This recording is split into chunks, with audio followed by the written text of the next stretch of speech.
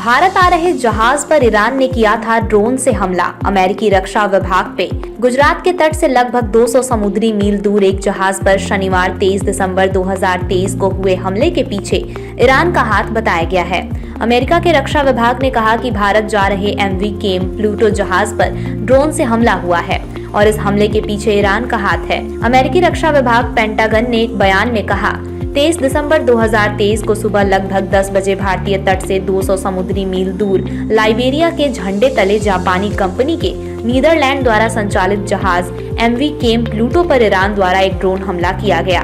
इस हमले में कोई हताहत नहीं हुआ है और जहाज पर लगी आग को बुझा दिया गया था। अमेरिकी रक्षा विभाग ने आगे बताया, जहाज के आसपास कोई अमेरिकी नौसेना का जहाज मौजूद नहीं था। अमेरिकी नौसेना की सेंट्रल कमांड ने जहाज से लगातार संपर्क बनाया हुआ है और ये जहाज भारत की तरफ बढ़ रहा है। ये 2021 के बाद से ईरान द्वारा मालवाहक जहाज पर किया गया 7वां हमला है। दरअसल 23 दिसंबर 2023 को सऊदी अरब के जुबेल तट से कच्चा तेल लेकर भारत के मैंगलोर तट के लिए रवाना हुए इस जहाज पर हमला कर दिया गया था।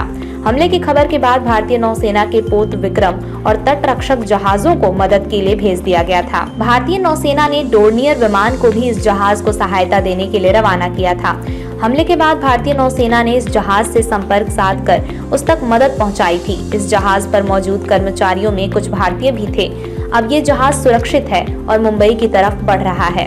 इस पर 21 भारतीय कर्मचारी मौजूद हैं। हालांकि ईरान की सरकार ने इस हमले पर अभी तक कोई बयान जारी नहीं किया है।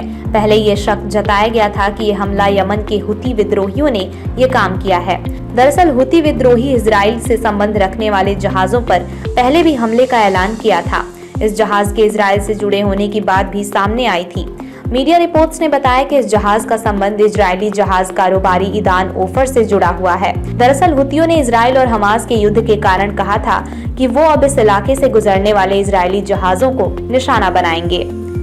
वहीं इस हमले के बाद एक भारतीय कंपनी द्वारा चलाए जाने वाले एक अन्य जहाज MV साई बाबा पर हमले की जानकारी भी सामने आई है।